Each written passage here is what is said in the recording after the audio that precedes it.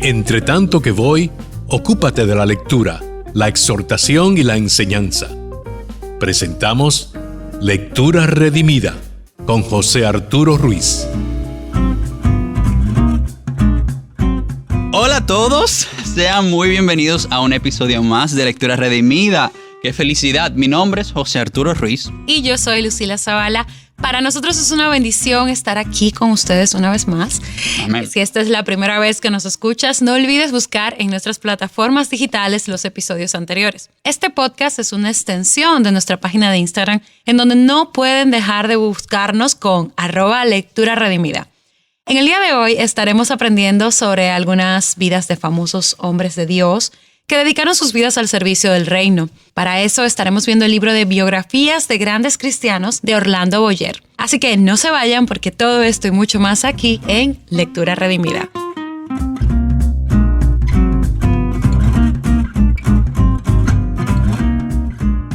Bueno, vamos a empezar, Lucila. Ay, sí. Mira, el autor de este libro es muy interesante porque si tú supieras, es un autor que no es muy conocido. Muchas veces los autores de los libros que más leemos son John Piper, John MacArthur, David Platt, Keller. Pero qué interesante es cuando uno conoce nuevos autores y ya uno los incluye en su lista. Este autor se llama Orlando Boyer y nació en Estados Unidos.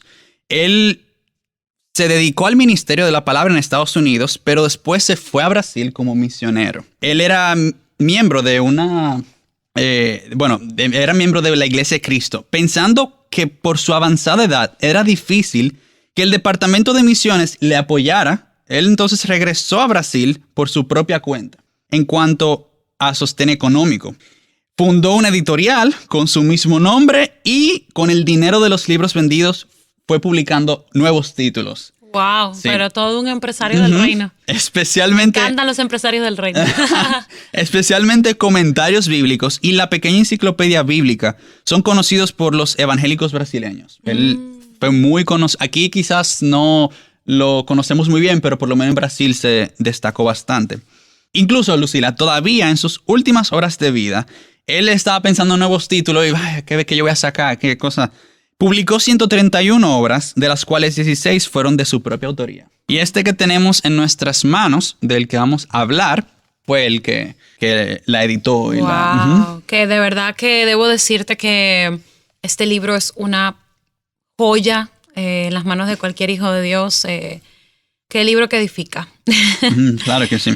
Bueno, realmente yo creo que es importante que destaquemos y que hablemos un poquito de que estos hombres de Dios de los que él habla, pues realmente la biografía no es solamente para hablar de ellos en función de los resultados, ¿verdad? O del éxito que tuvieron cada uno, aunque en medio de conocer un poco de la vida de ellos, pues uno se va enterando de eso.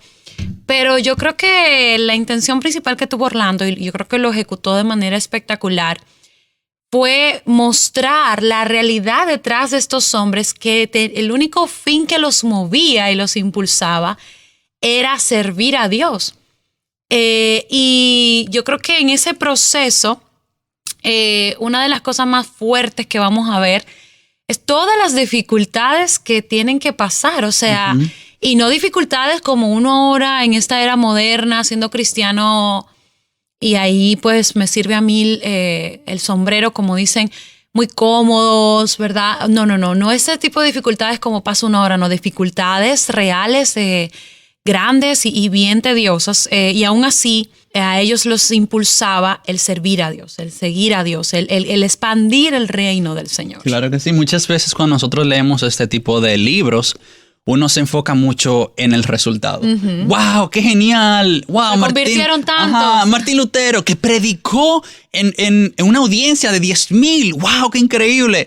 Pero uno olvida tan fácilmente que eso no es obra del predicador, eso no es obra de quien está ahí parado en el púlpito. No, eso es obra del Señor. Amén. Y la razón por la que todos ellos se destacaron y están hoy en día en este libro que vamos a empezar a hablar No fue por lo genial y lo grandioso que fueron sus vidas. No. Fue lo genial que es el Dios a quienes ellos le servían. Amén. Entonces, Dios es el que tenía todo bajo control y sigue teniendo todo bajo control. Entonces, sí, debemos admirar la vida de ellos, debemos usarlas como modelos para nuestras vidas que nos amonesten, pero siempre teniendo el foco donde debe de estar. No es en ellos, es en Dios. Totalmente. Sí debemos de admirarlos, sí tenemos que, darle gracias a Dios por poner hombres, incluso mujeres también de cristianos que han muerto por la causa de Cristo. Sí, por la causa de Cristo. Perdónenme, señores, perdonen su lo que pasa. Yo lo voy a disculpar, miren, yo les voy a explicar lo que pasa. José es profesor en un colegio que habla inglés completamente todo el día. Entonces le cuesta cambiar el switch, pero José está voz en dominicana. No lo bromeen, que la verdad yo también a veces sufro de eso. Pero sí, o sea, señores, siguiendo el punto, lo que yo estaba diciendo. Al final tenemos que enfocarnos en quién fue el que organizó todo y fue el Señor. Claro. O sea que... ¿Cuál es el común denominador, verdad? Exacto. Y hay otro común denominador que te voy a dejar que seas tú que lo digas, que creo que fue lo más impactante. Sí, el papel fundamental, señores. Si uno se pone a leer todas estas biografías, uno dice, wow, ¿y qué tienen todos en común? Sí, bueno, eran cristianos, sí, servían al Señor, pero hay algo que de verdad era como fundamental. Y es fundamental no solo en la vida de ellos, sino fundamental en la vida de todos nosotros. Ya sea que tú vas a predicar, ya sea que tú vas a un parque a evangelizar, a compartir la palabra, incluso a leer tu misma Biblia. Y es la oración. Y me encanta porque este libro habla bastante sobre eso y da muchísimo énfasis. Yo creo que no hay ni un solo capítulo e historia de este libro que no hable sobre la importancia de la oración en la vida de cada uno de ellos. Incluso, vamos a ver la contraportada del libro. Dice, para aquellos que andan con Dios en oración, como anduvieron ellos, no hay en esto ningún misterio. Y para todos, la vida de esos hombres tienen mucho de atrayente. Sus biografías nos inspiran y nos demuestran que la victoria del cristiano depende sola y exclusivamente de la oración. Amén. Sí, no, mira, José, de verdad que hay que sacarle su plato aparte a ese tema en este libro. Yo fui tremendamente impactada y creo que quien sea que lo lea va a ser tremendamente impactado por la manera en que estos hombres, el lugar que le daban a la oración. Es decir, para ellos orar era como respirar, orar era como beber agua. Muchos de ellos, por ejemplo, buscando un poco, déjame aquí con mi libro buscando el listado de los nombres, muchos de ellos a veces decía que iban caminando y algo los atormentaba. Bueno, por ejemplo, cuando estaba leyendo lo de Juan Wesley, él iba caminando, algo lo atormentaba y él decía, porque muchos de estas biografías tenemos, Orlando consiguió diarios, ¿verdad?, que ellos mismos habían escrito, como donde ellos documentaban más o menos su vida con el Señor. Práctica que a mí me parece espectacular. Yo misma tengo como un diario con el Señor donde voy como documentando mi relación con Él. Pero muchos de ellos en sus diarios, y Orlando hace como recolecta todo eso y rescata todo eso, y Orlando nos cuenta cómo ellos escribían cosas como: hoy he estado caminando y tenía necesidad urgente de entrar en la presencia de Dios, y luego de 3 horas sudando y orando, y tú te quedas wow. O sea, estos hombres tenían hambre y sed como si del aire y del agua se tratara. No era una oración simplemente informativa. Muchos de ellos pasaban tiempo en la oración simplemente estando en la presencia de Dios, esperando a que Dios algo hiciera en medio de su oración, y no necesariamente con una agenda, simplemente iban como a hablar con Él, a estar con Él. Y es increíble cómo ellos se pasaban horas y horas y horas de rodillas orando. Y esto personalmente me amonesta muchísimo, porque yo veo, por ejemplo, mi vida, yo digo, yo estoy completamente lejos de una vida así, como ellos duraban días y días en ayuno, orando, arrodillados, tenían que predicarle a alguien y ellos se pasaban la noche sudando y llorando. Y es increíble, de verdad. Preparándose. Y después uno se pregunta, y después uno dice que wow, qué maravilloso, mira cuánta gente se convirtió. Y lo que uno olvida es todo el rodillazo que dieron el día antes. Es increíble.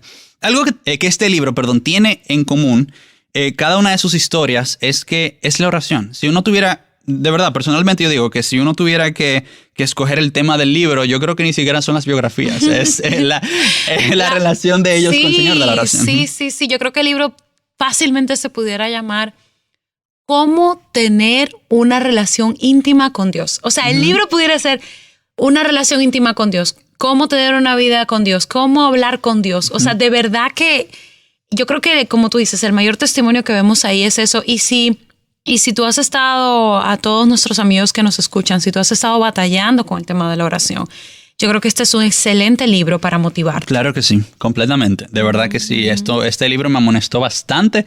Y recordando las biografías para grabar el episodio de hoy, yo dije que wow, o sea, no puede ser. Esto es de verdad demasiado genial. Pero ahora uno se pregunta, ok, es genial, el libro trata de biografías, pero Lucy, ¿qué biografías uno puede encontrar en este libro? Bueno, mira, aquí ambos lo leímos en español. Hay una versión en inglés del libro. Y Orlando pues colocó los nombres de los misioneros y de los hombres de Dios en español, por si algunos no reconocen algunos nombres, porque por ejemplo tenemos aquí el de Guillermo Carey. No, que la viene traducción siendo, al final. Exacto, la traducción, exacto. Porque por ejemplo tenemos aquí el de Guillermo Carey, que es William Carey. Mucha gente lo conoce como William Carey, pero y Jorge tenemos, Whitefield, que George exacto, White. George, exacto. Solamente para que lo tomen en cuenta, quizás fíjense un poquito más en los apellidos, pero tenemos a Jerónimo Savonarola, tremendo, Martín Lutero, que ese sí lo conocemos todos, Juan Bunyan, Jonathan Edwards, Juan Wesley, que en inglés le dicen John Wesley, Jorge Whitefield, David Brainerd, Guillermo Carey, Christmas Evans, Enrique Martín. Que ese es Henry Martin. Ese es Henry Martin, exacto. Adoniram Hudson, Carlos Finney, luego él tiene George Mueller, David Livingstone, Juan Patón, Hudson Taylor, Carlos Spurgeon, Pastor HSI, no sé cómo se pronuncia, Pastor C. No, me parece. Suena como sí, porque la H es muda, pero... Charles Spurgeon, Carlos Spurgeon. Sí, exacto. Dwee Lima Moody, Jonathan Gofford, pero que en inglés sería Jonathan. Exacto. Ya esos son los autores del libro. Pero en el día de hoy, este libro es tan bueno que no lo vamos a hacer entero. En el día de hoy vamos a ver solamente una porción. Y en un próximo episodio vamos a ver la segunda parte, porque queremos realmente adentrarnos un poco más en este libro, en las biografías y en los momentos interesantes, que son muchos, de verdad. Sí. Entonces, ¿cuáles vamos a estar viendo en el día de hoy? Bueno, vamos a estar viendo Jerónimo Savonarola, Martín Lutero, John Bunyan, Jonathan Edwards, John Wesley, George Whitefield, David Brainerd y William Carey. Esos son los que vamos a estar viendo en el día de hoy. Sí, totalmente. De esos que acabas de mencionar, ¿cuál es tu favorito? Bueno, favorito, no creo que tenga, pero sí tengo momentos que de verdad son de mis favoritos y me encantaron. De los momentos que vamos a mencionar hoy, como dijimos, son de esos pocos que acabo de mencionar.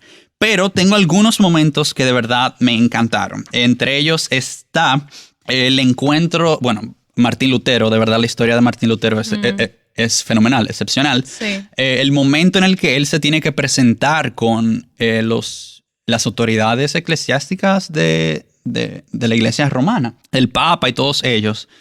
Es interesante como muchísimas veces nosotros vemos, Martín Lutero tenía mucho valor, era mucho coraje y todo eso. Sí, pero ¿qué pasó detrás de escena? Entonces resulta que a él le habían dicho que él tenía que presentarse frente a todas las autoridades. O si no, se iba a morir, lo iban a matar. Muy probablemente iba a morir quemado. Entonces, resulta que él estaba muy asustado. Y él se pasó el día anterior postrado, orando. Y aquí en el libro dice, postrado con el rostro en tierra, luchó con Dios llorando y suplicando. Uno de sus amigos lo oyó orar así. Oh Dios Todopoderoso, la carne es débil, el diablo es fuerte. Ah Dios, Dios mío, te pido que estés junto a mí contra la razón y la sabiduría del mundo.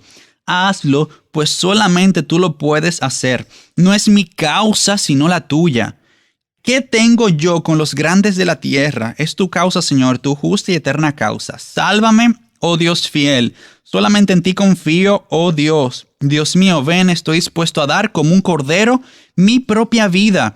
El mundo no conseguirá atar mi conciencia, aun cuando esté lleno de demonios. Y si mi cuerpo tiene que ser destruido, mi alma te pertenece y estará contigo eternamente. Resulta, no sé para los que estén, porque yo empecé a leer así sin dar mucho contexto, pero para los que no están muy familiarizados con la historia de Martín Lutero, en los años 1500, 17, 19, por ahí, Martín Lutero clavó en la puerta de una iglesia de Wittenberg, que él clavó como unas tesis que estaban realmente en contra de lo que se creía en esa época. La iglesia católica romana era la que tenía el control en esa época. Y él clavó esas tesis explicando la verdad, no en base a las tradiciones, sino qué es lo que dice realmente la Biblia. Y claramente la iglesia de esa época, bueno, los católicos, el Papa y todos ellos, estaban completamente en contra y decían, oye, arrepiéntete, o sea, cambia de opinión o de verdad tú vas a tener problemas, te vamos a excomulgar de la iglesia, porque él era monje. Entonces, ahí, esa parte que yo les mencioné, donde dice lo de la conciencia, realmente Martín Lutero no podía echar para atrás lo que él pensaba porque él estaba convencido de que la palabra del Señor es la verdad. Y no lo que decían esas personas. Entonces, cuando él se va a presentar frente a todas esas autoridades, miren lo que dice. Se cuenta que el día siguiente, cuando Lutero atravesó el umbral del recinto donde comparecería ante la dieta, el veterano general Freudsburg puso la mano en el hombro del reformador y le dijo, pequeño monje, vas a enfrentarte a una batalla diferente, que ni yo ni ningún otro capitán jamás hemos experimentado, ni siquiera en nuestras más sangrientas conquistas. Sin embargo, si la causa es justa y estás convencido de lo que es, avanza en nombre de Dios y no temas nada, que Dios no te abandonará. Entonces, continúa diciendo, el gran general no sabía que Martín Lutero había vencido la batalla en oración y que entraba solamente para declarar que le había ganado a peores enemigos. Cuando el nuncio del Papa exigió a Lutero que se retractase ante la augusta asamblea, miren lo que él respondió. Y de verdad, esto es mi libro. Si ustedes pudieran ver mi libro, dice que ¡wow! Dice, si no me refutas por el testimonio de las Escrituras o por argumentos, puesto que no creo ni en los papas ni en los concilios, siendo evidente que muchas veces ya se engañaron y se contradijeron entre sí, mi conciencia tiene que acatar la palabra de Dios. No puedo retractarme, ni me retractaré de nada, puesto que no es justo ni seguro actuar contra la conciencia. Dios me ayude. Amén. Eso es uno de los momentos de verdad que cuando yo estaba leyendo el libro a mí me impactó muchísimo, demasiado. Y bueno, rápidamente quisiera mencionar otro momento, pero ya esto es en la historia de John Wesley. Miren lo que dice. Cuando la madre de John Wesley estaba criándolo, miren lo que dice. La madre se llamaba Susana. Susana marcaba el 5º cumpleaños de cada hijo como el día en que debían aprender el alfabeto, y todos, con excepción de 2, cumplieron la tarea en el tiempo señalado. Al siguiente día, en que el niño cumplía los 5 años y aprendía el alfabeto, empezaba su curso de lectura, iniciándolo con el primer versículo de la Biblia. Desde muy pequeños, los niños en el hogar de Samuel Wesley y su esposa, es decir, los padres de el famoso John Wesley, aprendieron el valor que tiene la observación fiel de los cultos. No hay en otras historias hechos tan profundos y conmovedores como los que se cuentan acerca de los hijos de Samuel y Susana Wesley, pues antes de que ellos aprendieran a arrodillarse o a hablar, se les enseñaba a dar gracias por el alimento, mediante gestos apropiados. Cuando aprendían a hablar, repetían el Padre Nuestro por la mañana y por la noche. Además, se les enseñaba que añadiesen otras peticiones, según ellos deseaban. Al llegar a una edad apropiada, se les designaba un día de la semana a cada hijo a fin de conversar particularmente con cada uno sobre sus dudas y problemas. De verdad, es increíble. O sea, y hay muchísimos ejemplos de eso. Esos solamente 2 que seleccioné. Cada biografía uno puede sacar varias selecciones. Yo diría que esas dos cosas que mencionaste tremendas. Yo creo que esto que voy a mencionar está en todas, pero voy a usar a David Brainerd para mencionarlo. En alguna de sus expresiones, él tenía expresiones como, porque estas cosas fueron sacadas de su propio diario. Hoy cumplí 25 años de edad, me dolía el alma, dice él, escribe él. Al pensar que he vivido tan poco para la gloria de Dios, pasé el día solo en la floresta derramando mis quejas delante del Señor. En otro momento él dice, me parecía que no había nada de importancia en mí a no ser santidad de corazón y vida y el anhelo por la conversión de los paganos a Dios. Increíblemente, de una u otra manera, estos hombres clamaban a Dios desde la agonía de estar conscientes de su pecado y su necesidad de Él. Muchos de ellos cuando oraban sentían una carga muy grande. Era como si el Espíritu les revelara su maldad. Pero tú dices, pero eran hombres que estaban comprometidos con el Señor. O sea, eran hombres que estaban viviendo vidas para el Señor. No eran hombres que estaban en pecado, no eran hombres que estaban manteniendo trabajos normales, seculares, con sus familias bonitas, asistiendo los domingos a la iglesia y quizás se sentían culpables por algunas cosas. No. Estamos hablando de hombres que se levantaban a las 5 de la mañana, a las 4 de la mañana a orar, a predicar, que ayunaban días completos, que estaban todo el tiempo postrados en la presencia de Dios. Y aún así, cada vez que ellos volvían a la presencia de Dios, ellos decían, cuánto me he arrepentido, cuánto me duele, cuánta hambre tengo, me siento arrepentido por mi maldad. O sea, constantemente estaban pidiéndole perdón a Dios por sus vidas miserables en pecados. Y eso me recuerda mucho tanto a Pablo como a David en la Biblia. Como Pablo decía, miserable hombre de mí, ¿quién me librará de este cuerpo de inmundicia? Y David también en el Salmo 51 vemos un alma derramada como lávame, límpiame más y más de mi maldad. En otro salmo, ¿verdad? Que él dice también, escudriñame y ve si hay en mí pecado. Y yo creo que tanto estas biografías de este libro como Pablo, como David y muchos otros hombres de Dios nos están enseñando algo muy importante, y es que nosotros, no importa qué tanto entendamos que estamos caminando con Dios, 1, debemos orar como respiramos, y 2, necesitamos, y yo creo que a medida que nos exponemos más a su presencia, eso va a venir solo porque el Espíritu Santo lo va a traer a nosotros, estar conscientes de la necesidad que tenemos, tan pero tan grande, de que Dios nos perdone, nos redima, que nos lave, que nos santifique, que vaya formando su carácter y su corazón a diario en nosotros. Yo diría que eso fue algo que también me encantó. Y definitivamente, wow, José, la verdad es que uno lee en la palabra que dice que no hagamos tesoros en la tierra, donde la polilla se lo come, donde lo hurtan y tal. Que pongamos la vista en los tesoros celestiales.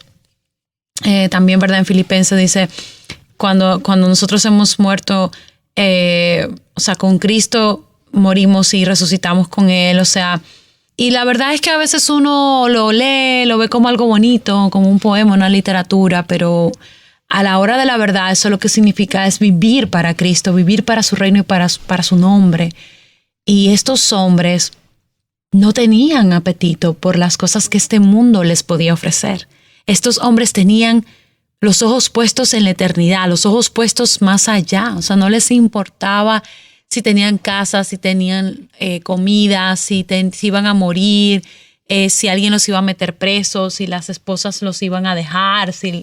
O sea, no les importaba nada. Todo su mundo giraba alrededor de estar con Dios, principalmente estar con Dios, porque en la vida de todos te das cuenta a través de su estudio de la palabra y su tiempo de oración que su principal propósito de vida era estar con Dios y luego servir a los propósitos de Dios. una vez más, algo que todos, o sea, todos deberíamos ser confrontados por eso, porque realmente no vivimos de esa manera. Uh-huh. Wow, completamente de acuerdo. Quisiera dar ya unos últimos ejemplos precisamente de David Brainerd, que es súper interesante su historia. Tan joven y mira lo mucho que dedicó 25 años, a los 25 años ya le había escrito un libro, creo, y de todo. Increíble. Miren lo que dice. Cierta vez, explicando los momentos en que él predicaba y todo eso, dice, cierta vez tuvo que predicar valiéndose de un intérprete que estaba tan embriagado que casi no podía mantenerse en pie. Sin embargo, decenas de almas se convirtieron por ese sermón. Al final, el poder no es del predicador, es... Ni siquiera del traductor. No, ni siquiera del traductor. El poder es de la palabra que está siendo predicada. Es increíble como de Amén. verdad la palabra del Señor no falla. Y ya, bueno, un último ejemplo hablando del mismo. Miren algo que él dijo. Adiós amigos y comodidades terrenales, aún los más anhelados de todos, si el Señor así lo quiere. Pasaré hasta los últimos momentos de mi vida en cavernas y cuevas de la tierra, si eso sirve para el progreso del reino de Cristo. Amén, amén. Y tú sabes que algo que me gustaría agregar es que cuando tú vas a la Biblia y estudias Gálatas, tú te das cuenta cómo el Señor... Pablo empieza ahí, ¿verdad? Una vez más hablando de que no es por obras, de que es en Cristo, que es a través de Cristo. Incluso en el capítulo 2 vemos toda la confrontación que tiene con Pedro por haberse distorsionado, ¿verdad? Del camino, de que es solo por Cristo. Y tú te das cuenta cómo estos hombres entendieron el Evangelio, se enfocaron en el Evangelio y lo único que ellos querían era impulsar el Evangelio. Es decir, ellos tenían una convicción tal en que Cristo salvaba, en que Cristo era el camino, en que Cristo los redimía, en que Cristo, o sea, que muchos de ellos por eso decían que les dolía el alma por las almas paganas que se iban al infierno, porque ellos habían entendido algo que muchos de nosotros no terminamos de entender, y es que no hay un bando intermedio. O estamos con Dios o estamos contra Dios. Y yo creo que estos hombres llegaron a entender esto a cabalidad. Y el ellos pensar que todo el que ellos estaban mirando frente a ellos se iba a perder en el lago del infierno por siempre, les ponía a ellos una presión de decir, tienen que conocer a Cristo. Cuando conozcan a Cristo van a cambiar. Y eso, wow, debería motivarnos a nosotros también a no cambiar el evangelio. O sea, no podemos acomodar el evangelio al predicador. Y segundo, entender una vez más que el evangelio tiene poder y que el evangelio es poder. Uh-huh. Completamente de acuerdo. Bueno, señores, nuestro tiempo se está acabando ya tristemente, pero para finalizar, Lucy, ¿por qué tú crees que deberíamos aprender y leer más de biografías? ¿Tú crees que siempre es bueno leer teología? ¿Vamos a leer un libro ahí de tal tema, el matrimonio? ¿O tú crees que las biografías deberían también de estar en nuestra biblioteca? Sí, totalmente, porque yo creo que nosotros a veces leemos la Biblia como si fuera un libro, es un libro que tiene historia, pero como si fuera un libro como, ay sí, qué linda historia, pero es real.